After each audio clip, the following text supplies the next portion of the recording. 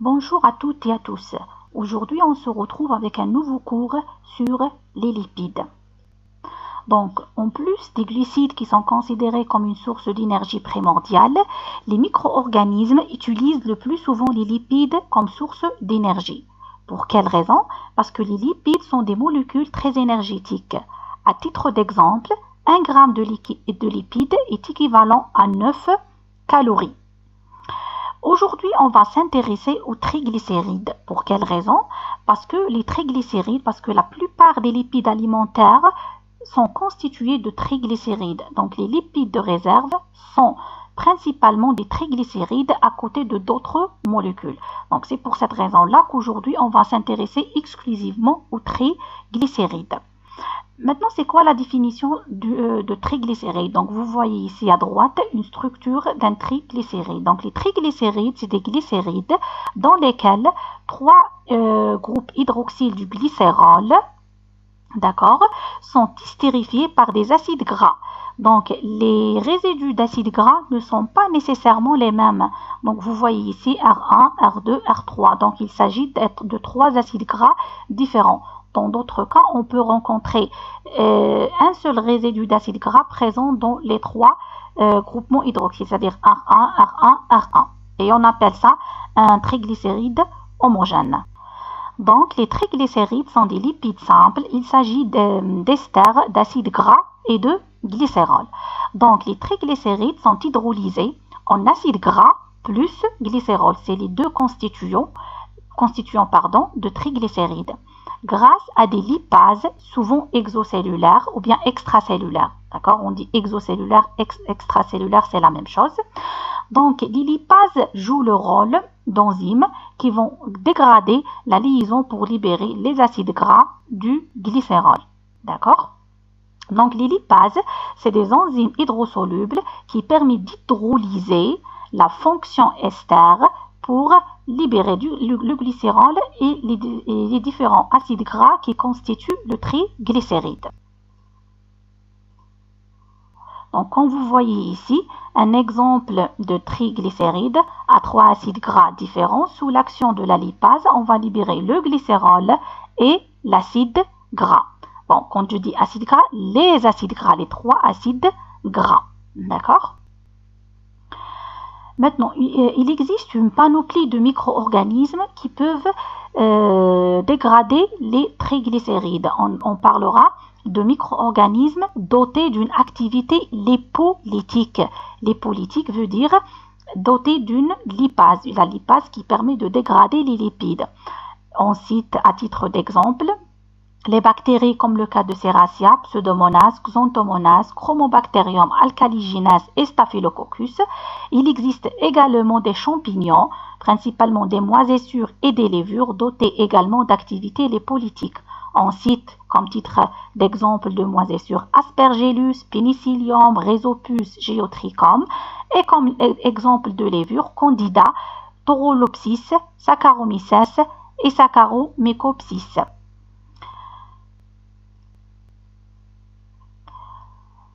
Maintenant, quand on parle de catabolisme de lipides, donc on va générer des acides gras et du glycérol. C'est quoi la destinée de ces deux molécules? Donc, le glycérol, il rejoint la glycolyse. La glycolyse, c'est la voie catabolique des glucides. Donc, le glycérol, il va rejoindre le catabolisme glucidique, tandis que les acides gras seront oxydés par la voie de la bêta-oxydation. D'accord? Donc, suite à la dégradation de triglycérides, on libère des acides gras plus le glycérol. Chacun va emprunter une voie différente. Le glycérol va rejoindre la glycolyse, tandis que les acides gras vont être oxydés par la voie de la bêta-oxydation. Donc, on va voir en détail comment le glycérol peut rejoindre la glycolyse, et on va voir en détail également la bêta-oxydation des acides gras. On va commencer tout d'abord par la destinée du glycérol. Donc, le glycérol, il va subir 3 réactions successives. La première réaction, c'est une phosphorylation. Une phosphorylation, c'est-à-dire un ajout d'un groupement phosphate suite à l'hydrolyse d'une molécule d'ATP. Donc cette réaction, elle est catalysée par la glycérolkinase, d'accord, pour former ce qu'on appelle le glycérol 3-phosphate. Donc ici, on a consommé une molécule d'ATP au cours de cette étape. Dans la deuxième étape, c'est une déshydrogénase du glycérol 3-phosphate.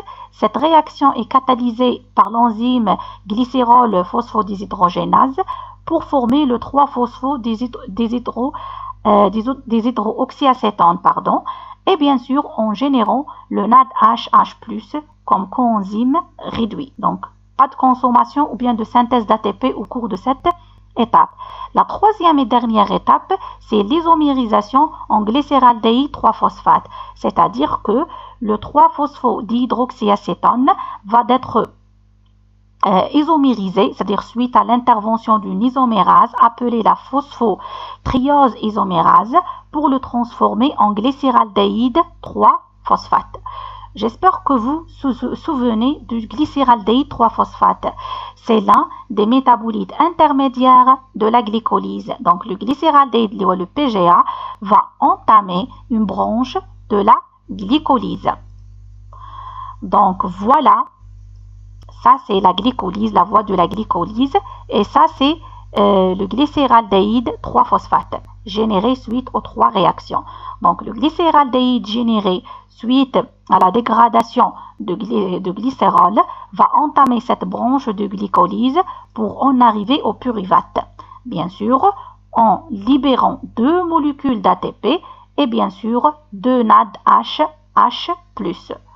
Donc, récapitulons, la dégradation du glycérol va générer du pyruvate. Donc le glycérol va être dégradé en pyruvate en libérant deux molécules d'ATP plus deux NADH. Maintenant la question qui se pose, d'où vient la deuxième molécule de NADH? La molécule de NADH, elle provient de cette réaction.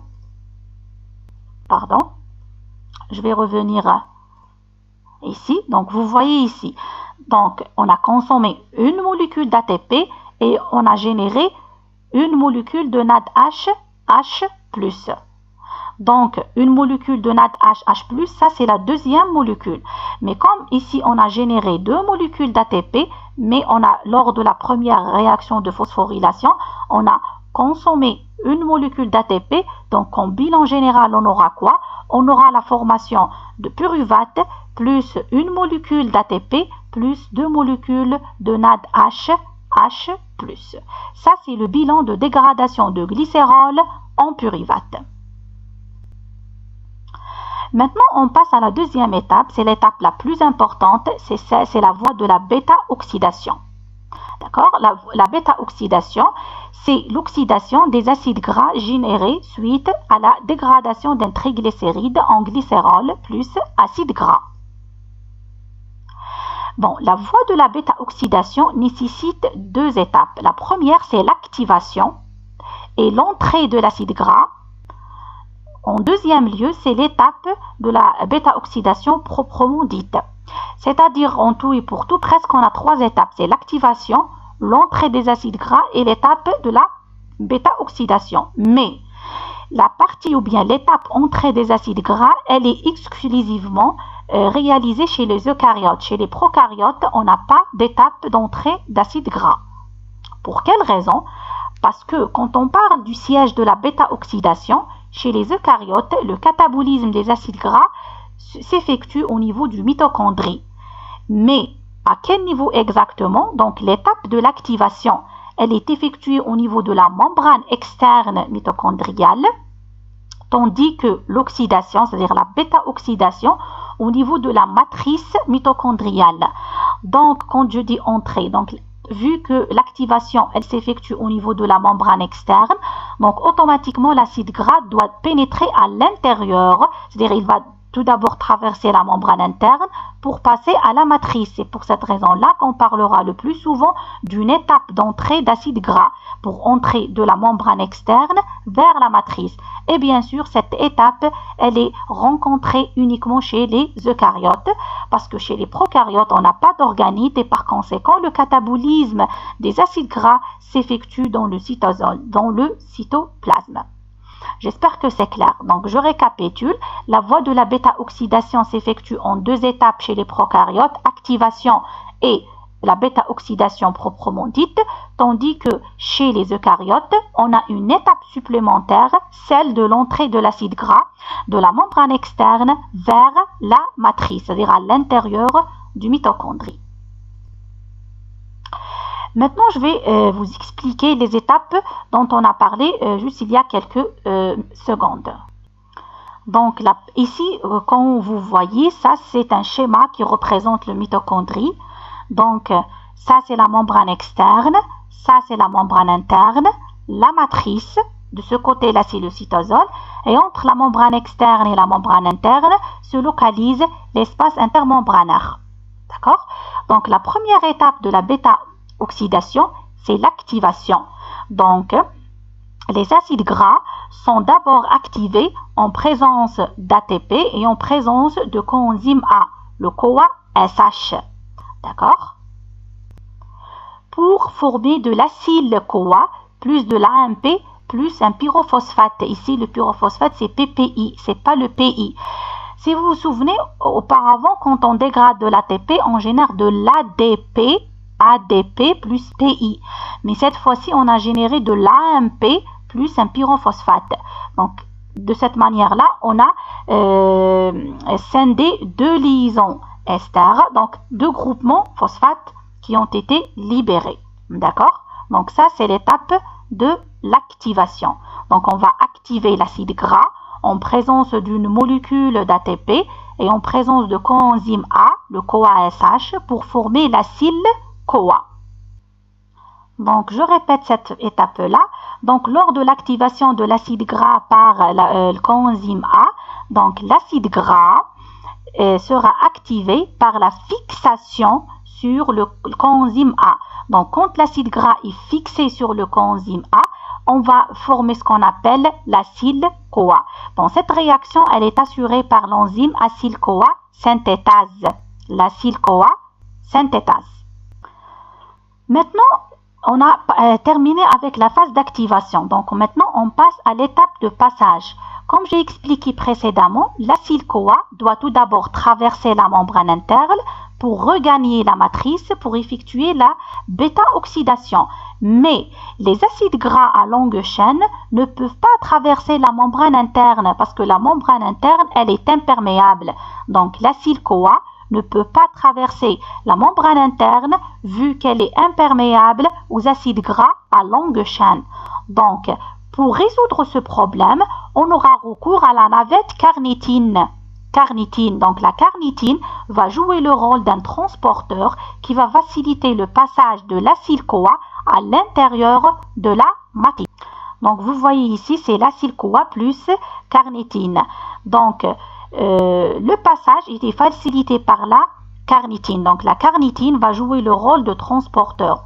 Donc, le radical acyle sera pris en charge par la carnitine. Et la réaction, elle est catalysée par une enzyme, c'est ACT1, c'est l'acyle-carnitine transférase 1. C'est l'acyle-carnitine transférase 1. Donc, cette enzyme-là, elle va assurer le transfert du groupement acyle, d'accord, sur la carnitine pour former ce qu'on appelle l'acyle-carnitine.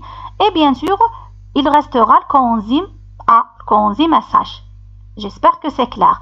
Donc, qu'est-ce qui va se passer sous l'action de l'acyle-carnitine transférase 1? Donc, le groupement acyle va se lier sur la carnitine pour former de l'acyle-carnitine plus le coenzyme A. D'accord? À ce moment-là, l'acyle-carnitine peut pénétrer facilement à travers la membrane interne pour passer à la matrice mitochondriale. D'accord? Donc, l'enzyme acétylcarnitine transférase 1, elle est située sur la surface externe de la membrane interne. Donc, la surface externe, c'est ici. Ça, c'est la membrane interne. Et ça, c'est l'enzyme. Donc, l'enzyme, elle est située sur la face externe de la membrane interne. D'accord? Une fois on a formé l'acétylcarnitine et le coenzyme A, donc ces deux sont situés où? Sont situés au niveau comme vous voyez ici, de l'espace intermembranaire. Donc, ces deux molécules peuvent passer à partir de l'espace intermembranaire vers la matrice facilement. Donc, une fois à l'intérieur de la matrice, sous l'action de l'acylcarnitine transférase 2, d'accord?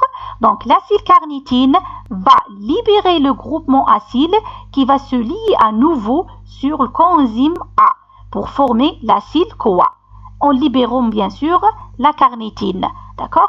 Donc, si vous remarquez ici, ça c'est l'acyle-CoA. Donc, l'objectif c'est de former, c'est l'acyle-CoA qui va initier la bêta-oxydation. Mais le problème c'est que l'acyle-CoA ne peut pas pénétrer à partir de la phase ou bien la membrane interne. Donc, c'est pour cette raison-là qu'on a eu recours à la carnitine. La carnitine a permis le passage de l'acyle-CoA à travers la membrane interne. D'accord? Bien sûr, en faisant une dissociation du groupement acyle qui va se libérer sur la carnitine. Ici, c'est comme si on a divisé la molécule. On a pris le groupement acyle d'une manière indépendante. Il a été lié à la carnitine, donc ce qui va faciliter son passage.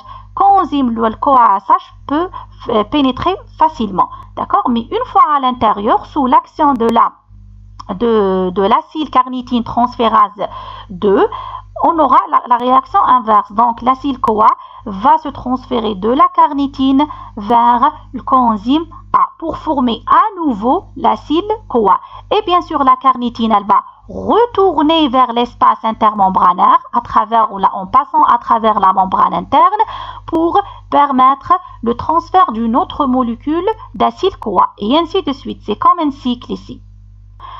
Donc, comme vous voyez ici, l'acylcarnitine transférase 2, elle est située sur la phase matricielle de la membrane interne.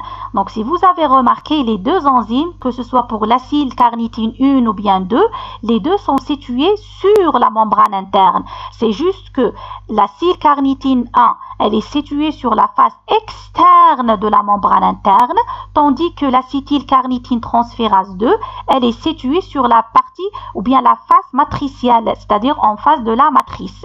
La face matricielle de la membrane interne. Donc, c'est de cette manière-là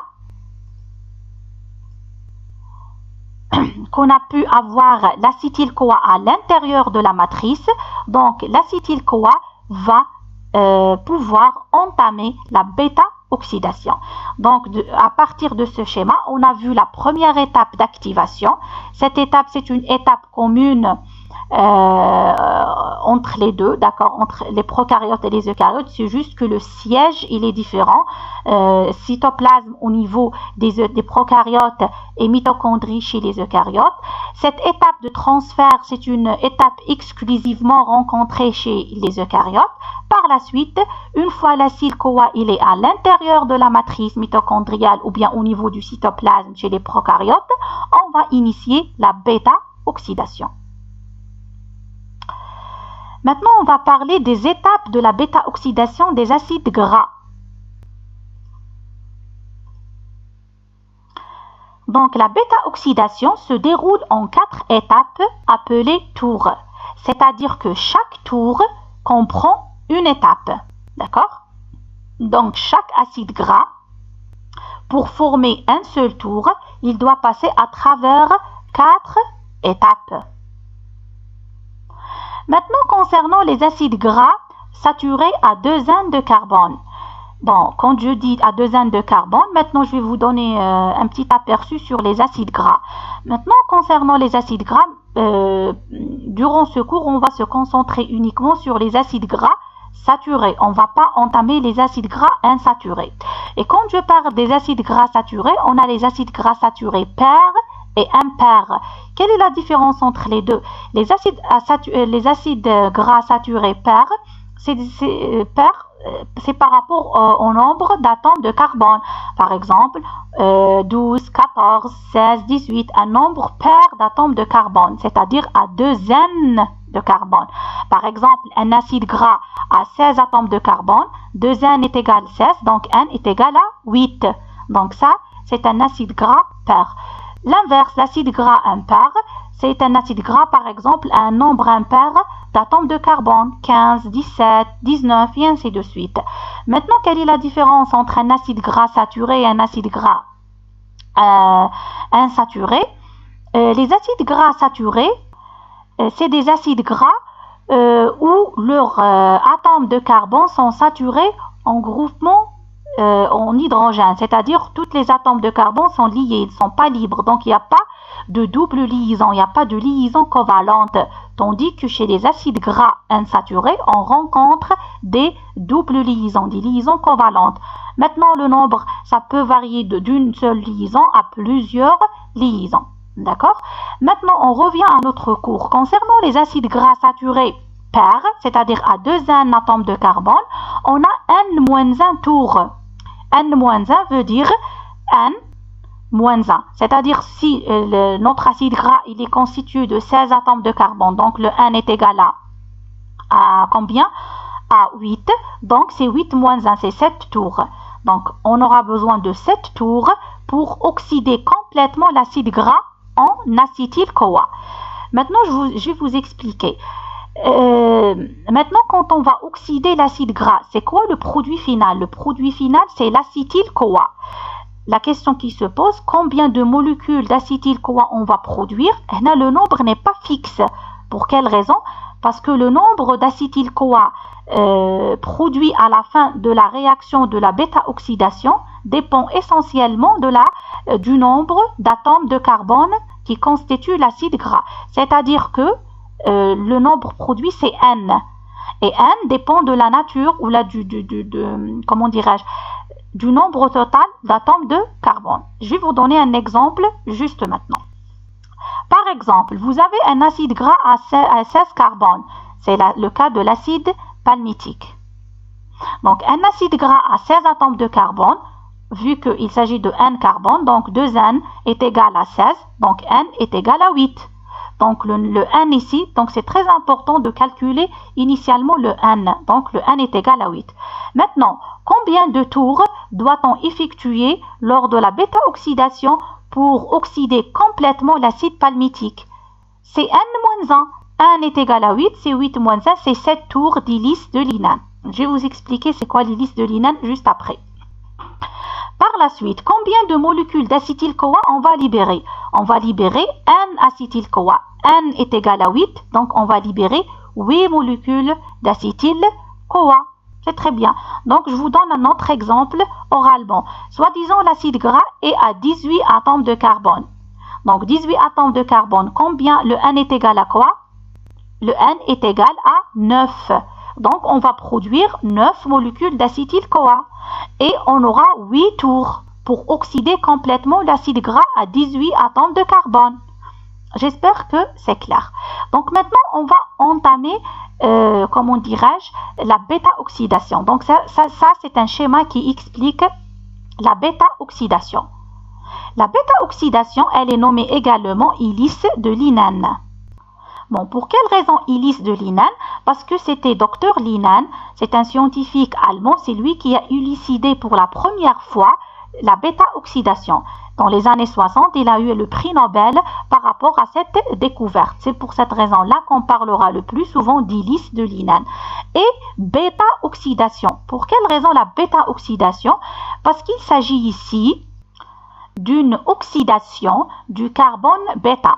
Donc, vous voyez ici, ça c'est la structure d'un acide gras. Donc, vous voyez les atomes de carbone les plus importantes. C'est à partir de la droite, je compte 1, 2, 3. Donc, toutes les réactions vont avoir lieu entre l'atome numéro 2 et 3. Donc, l'atome numéro 2, c'est l'atome alpha. Et l'atome numéro 3, c'est l'atome bêta. Donc, vous voyez ici, elle est représentée en rouge. Bêta et alpha. Donc, au niveau de la molécule, ou l'atome de carbone numéro 3, qu'on va avoir lieu aux différentes réactions d'oxydation. D'où vient le nom bêta-oxydation. Bêta, c'est par rapport à l'atome de carbone bêta. C'est la troisième atome de carbone dans un acide gras. Bon, maintenant, on commence par la première étape de la bêta-oxydation. Donc, vous voyez ici l'acide CoA, d'accord, à un atome de carbone, parce que vous voyez de ce côté-là, pardon, vous voyez de ce côté-là le R, donc ce R c'est radical, donc on ne peut pas savoir le nombre exact, donc ça c'est juste un schéma. Concernant la bêta-oxydation ou bien l'hélice de l'inane, c'est quoi le produit final de cette oxydation? C'est l'acétyl-CoA. C'est l'acétyl-CoA. Donc on commence tout d'abord par la première réaction. La première réaction ici, il s'agit d'une première déshydrogénation. Première déshydrogénation durant laquelle l'acétyl-CoA va se transformer en 2-énol-CoA. Comment? Bien sûr, ici, en formant une molécule de FADH2, d'accord, un coenzyme réduit. Et vous voyez ici que ce soit pour l'atome de carbone alpha ou bien bêta, tous les deux, ils ont perdu un atome d'hydrogène, HH. Et de cette façon-là, on a formé une double liaison. Une double liaison entre quoi et quoi? Entre l'atome de carbone numéro 2, 3. Donc, entre le alpha et le bêta.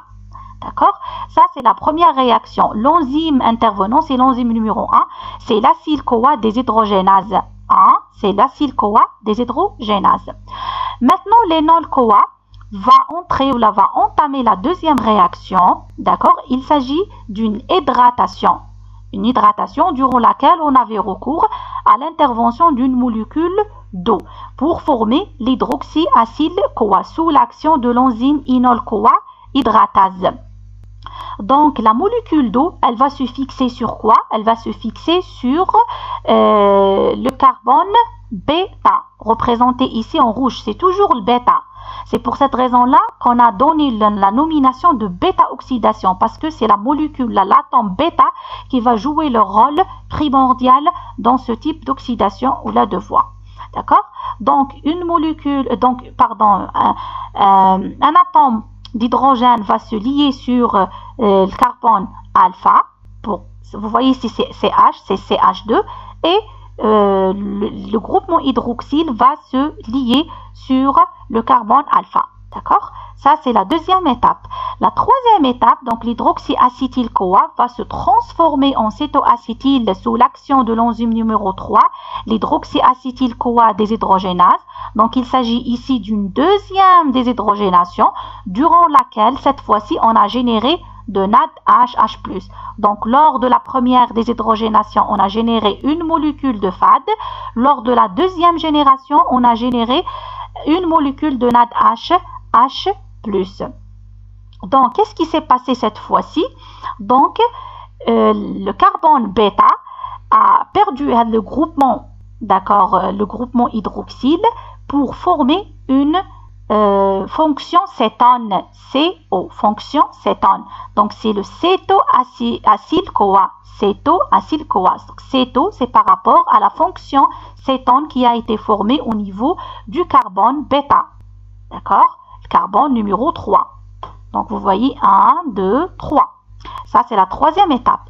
La quatrième et la dernière étape, c'est le clivage de l'acide gras. Le clivage de l'acide gras. Au cours de cette étape, on aura recours à l'intervention d'une autre molécule de coenzyme A, CoASH, d'accord? Mais avant cela, donc vous voyez ici encadré en violet.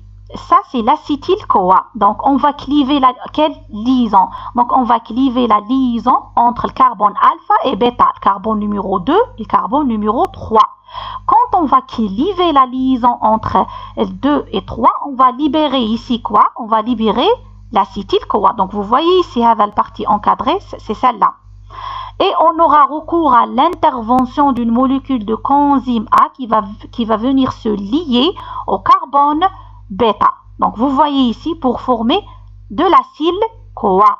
De l'acétyl-CoA. Donc, vous voyez cette partie-là, RCH2CO, RCH2CO, et voilà ici coenzyme A qui vient se lier.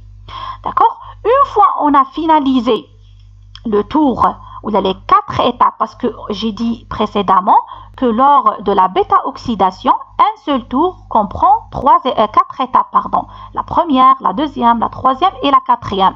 Une fois on a finalisé un seul tour de bêta-oxydation, on va libérer une molécule d'acétyl-CoA et on libère également de l'acyle-CoA. C'est juste que l'acyle-CoA, c'est N-2. Pour quelle raison N-2? Donc on revient à la molécule de départ. Vous voyez ici de l'acyle-CoA N. N, c'est le nombre d'atomes de carbone, soi-disant 8. D'accord? Une fois on a finalisé un tour, 4 étapes, donc on va libérer de l'acyle-CoA N-2. C'est-à-dire que l'acyle-CoA, il va renfermer combien de molécules, combien d'atomes de carbone? 6. Maintenant, on a perdu 2 atomes de carbone. Où on a perdu? C'est pour former de l'acyle-CoA, de l'acétyl-CoA, parce que l'acétyl-CoA est constitué de 2 atomes de carbone. Donc, on a perdu 2 atomes de carbone pour former l'acétyl-CoA. C'est pour cette raison-là, notre acyle-CoA, il est maintenant acyle-CoA N-2. N-2 parce qu'on a déjà perdu 2 atomes de carbone pour former une molécule d'acétyl-CoA. Par la suite, l'acyle-CoA va entamer, donc vous voyez ici, il va entamer un autre tour de bêta-oxydation jusqu'à ce que toutes les molécules, les atomes de carbone, donc jusqu'à ce qu'on finisse avec les atomes de carbone. D'accord? Donc j'espère que c'est clair. Donc pour quelle raison on a donné Illis de Linen? Linen, c'est le nom du scientifique qui a expliqué le phénomène pour la première fois. Donc il a élucidé le phénomène de la bêta-oxydation. Et Illis, pour quelle raison? Parce que si vous voyez ici, c'est comme l'hélice d'ADN. Donc on va généralement pour dégrader un acide gras, on aura recours à quoi? On aura recours à plusieurs tours. Donc c'est comme si on formera une hélice. D'accord? Donc, une hélice. D'accord? Donc, pour former une hélice, donc, on aura recours à plusieurs tours. D'accord? Parce que le plus souvent, le nombre d'atomes de carbone dans un acide gras, il est important. Donc, on a plusieurs atomes de carbone. Donc, pour chaque cycle, si vous avez remarqué, on va, s'en débarrasser uniquement de 2 atomes de carbone pour former l'acétyl-CoA. Donc, chaque cycle, on va s'en débarrasser de 2 atomes. Donc, imaginez, on a un acide gras de 8 ou 12, 16, 18, 20. D'accord? On aura recours à plusieurs cycles. C'est pour cette raison-là qu'on a donné le nom d'une hélice. Une hélice. D'accord? Il ne faut pas oublier que lors d'un seul tour, on va former une molécule de FADH2, une molécule de NADH, H+.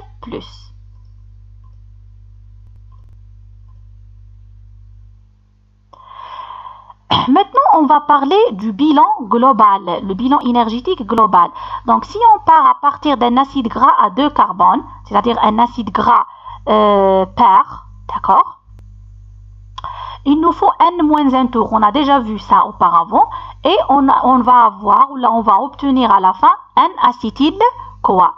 Mais dans le cas, ça j'ai pas expliqué ça, je vais entamer cette partie-là durant le TD. D'accord? Dans le cas d'un acide gras impair, c'est 2N-1. Par exemple, on a un acide gras à 15 atomes de carbone. D'accord? 15 atomes de carbone, ça veut dire que le N est égal à 7 parce que 2N plus 1 est égal à 15, donc N est égal à 7. Donc dans ce cas-là, le nombre de tours il était toujours égal à N-1 tour et on va produire cette fois-ci non pas N-acétyl-CoA mais on va produire N-1 acétyl-CoA plus une molécule de propionyle-CoA, c'est-à-dire que la molécule de propionyle-CoA lors de la bêta-oxydation d'un acide gras impair, elle s'effectue une seule fois durant toutes les étapes de l'oxydation, durant une oxydation complète. On produira une molécule de propionyle-CoA, peu importe le nombre d'atomes de carbone de notre acide gras. Donc vous voyez ici un tableau qui récapitule le bilan énergétique de la bêta-oxydation d'un acide gras. D'accord? Donc ici on a 2 N de carbone dans le cas d'acide gras pair. Ici le cas d'un acide gras impair c'est 2N-1. Le coût de l'activation. Donc il ne faut pas oublier que pour activer notre acyle-CoA, on a dû consommer une molécule d'ATP. si vous vous souvenez du schéma du mitochondrie, la membrane externe, interne, l'étape de l'activation, on a consommé une molécule d'ATP, d'accord? Concernant le produit de la bêta-oxydation, le produit de bêta-oxydation lors d'un acide gras pair, on va produire N-1 FADH2, N-1 NADH+, N-acétyl-CoA. Et lors d'un acide gras impair, on va produire N-1 FADH2, N-1 NADH+, N-1 acétyl-CoA et une seule molécule de propionyl-CoA, peu importe le nombre d'atomes de carbone. Vous voyez ici, ça c'est la réaction globale de la bêta-oxydation lors d'un acide gras saturé pair. Donc on va produire N-acétyl-CoA plus l'AMP plus le pyrophosphate plus N-1 FADH2, N-1 NADH2. Bien sûr ici, le chiffre diffère en fonction du nombre d'atomes de carbone d'acide gras. Et ici, vous voyez le bilan global lors de la bêta-oxydation d'un acide gras impair, c'est 2 N-1 de carbone. Donc on va libérer N-1 acétyl-CoA plus une molécule de propionyl-CoA plus l'AMP plus pyrophosphate. L'AMP plus pyrophosphate, ça c'est par rapport à la molécule d'ATP consommée lors de l'étape de l'activation, plus N-1 FADH2 plus N-1 NADH+. Ça c'est le bilan concernant la bêta-oxydation d'un acide gras pair et d'un acide gras impair. Maintenant, la question qui se pose, à votre avis, le produit, comme produit, on a quoi? On a des coenzymes réduits, le FADH2 et le NADH2, que ce soit pair ou bien impair. C'est quoi la destinée des coenzymes réduits? Donc, les coenzymes réduits vont passer à travers la chaîne respiratoire, la chaîne de transfert des électrons pour générer de l'ATP. Ça, c'est clair. C'est quoi la destinée, à votre avis, de l'acétyl-CoA? L'acétyl-CoA, il aura comme destinée quoi? C'est le passage à travers le cycle de Krebs. Vous vous souvenez du cycle de Krebs? Donc, on avait toujours l'acétyl-CoA qui va se fixer sur l'oxaloacétate pour entamer un cycle de Krebs. D'accord? Donc, la destinée des coenzymes réduits FADH2, NADH, c'est la chaîne respiratoire, la chaîne de transfert d'électrons pour générer de l'ATP, tandis que l'acétyl-CoA va passer à travers le cycle de Krebs. Maintenant, la destinée de propionyl-CoA. Le propionyl-CoA ne peut pas entamer le cycle de Krebs directement parce que pour entamer le cycle de Krebs, on aura recours à une molécule d'acétyl-CoA et non pas de propionyl-CoA. Donc, qu'est-ce qu'on va faire avec le propionyl-CoA? C'est quoi la destinée de propionyl-CoA? Le propionyl-CoA va entamer le cycle de Krebs, mais avant cela, il doit passer à travers deux étapes importantes. La première étape, c'est une étape de carboxylation pour former le méthylmalonyl-CoA. D'accord? Une carboxylation parce qu'on a ajouté un groupe CO2. Cette étape-là, c'est une étape qui nécessite la dégradation d'une molécule d'ATP en ADP plus PI. D'accord? Une fois on a formé ce qu'on appelle le 2-méthylmalonyl-CoA, cette molécule-là va subir une isomérisation sous l'action de la sous l'action de la 2-méthylmalonyl-CoA carboxymutase, d'accord, pour se transformer en succinyl-CoA. Donc, le propionyl-CoA va se transformer en quoi? Va se transformer en succinyl-CoA. Et le succinyl-CoA, c'est quoi? C'est l'un des intermédiaires du cycle de Krebs. Donc, l'acétyl-CoA va entamer, c'est-à-dire il va initier, en d'autres termes, il va initier le cycle de Krebs, d'accord? Tandis que le propionyl-CoA va se transformer en succinyl-CoA, l'un des intermédiaires du cycle de Krebs. Donc, le propionyl-CoA, il va intervenir lors d'une étape du cycle de Krebs. Il ne va pas initier le cycle de Krebs, d'accord? S'il vous plaît, essayez de consulter le cycle de Krebs pour voir l'étape où on formera du succinyl-CoA. C'est à ce niveau-là que notre molécule va intervenir. D'accord? Donc, il ne faut pas oublier qu'on a consommé une molécule d'ATP de ce côté-là. Bien sûr, ça, c'est lors du calcul du bilan énergétique. Maintenant, on va calculer le bilan énergétique une fois le succinyl-CoA va entamer le cycle de Krebs. Donc, une fois on a entamé le cycle de Krebs, ici on n'a pas entamé tout le cycle de Krebs, on a entamé les dernières réactions du cycle de Krebs, c'est les réactions de succinyl-CoA jusqu'à ce qu'on forme de l'oxaloacétate. Durant ces étapes, on va produire une molécule de GTP, une molécule de FADH2, une molécule de NADH, H+. Bien sûr, une fois les coenzymes réduits passent à travers la chaîne respiratoire, ça va générer des ATP. Maintenant, on a une molécule de FADH, c'est l'équivalent de combien de molécules d'ATP? 2. NADH, H+, c'est l'équivalent de 3. Donc 3 ATP à partir du NADH, 2 ATP à partir du FADH et GTP qui est égal à une molécule d'ATP. Donc le total c'est 6 ATP, mais comme on a utilisé une molécule lors de l'étape de carboxylation, donc le total c'est 5 molécules d'ATP. C'est-à-dire que à partir du propionyl-CoA, uniquement le propionyl-CoA, on peut obtenir 5 molécules d'ATP. D'accord? J'espère que c'est clair concernant cette étape-là. Maintenant, avant de clôturer, je vais récapituler le catabolisme des lipides. Bien sûr, ce schéma-là, il est en anglais. D'accord? Donc, lipides, c'est fats. Donc, les lipides, suite à l'action du lipase, ça va générer du glycérol et le fatty acid, c'est les acides gras. Donc, les acides gras vont passer à travers la bêta-oxydation pour générer de l'acétyl-CoA.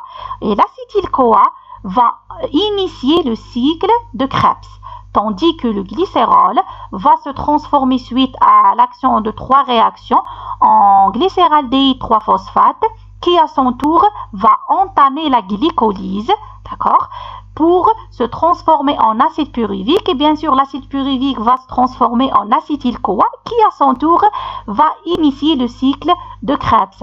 Donc, si vous avez remarqué, le catabolisme des lipides génère de l'acétyl-CoA. Et l'acétyl-CoA, qu'est-ce qu'il va faire? Il va entamer ou bien il va initier le cycle de Krebs. Par la suite, les coenzymes réduits générés au cours de cette étape-là vont passer à travers la chaîne respiratoire pour générer de l'ATP. Tandis il ne faut pas oublier que le glycérol va chanter le catabolisme glucidique. Pour quelle raison j'ai dit chanter le catabolisme glucidique? Parce que tout simplement le glycérol va entamer une partie, je dirais pas toute, mais une partie de la glycolyse. Et on sait tous que la glycolyse, c'est un catabolisme de glucides. C'est pour cette raison-là que les voies métaboliques se chevauchent. Donc, on ne peut pas étudier chaque voie métabolique indépendamment. Par la suite, toutes les étapes se chevauchent. C'est ainsi que s'achève notre cours pour aujourd'hui. D'accord? Donc, on se retrouve avec une autre vidéo durant laquelle je vais faire un TD sur le catabolisme des lipides, c'est-à-dire sur la bêta-oxydation. Donc, je vais vous donner des exercices et on va les résoudre ensemble. Donc, bon courage.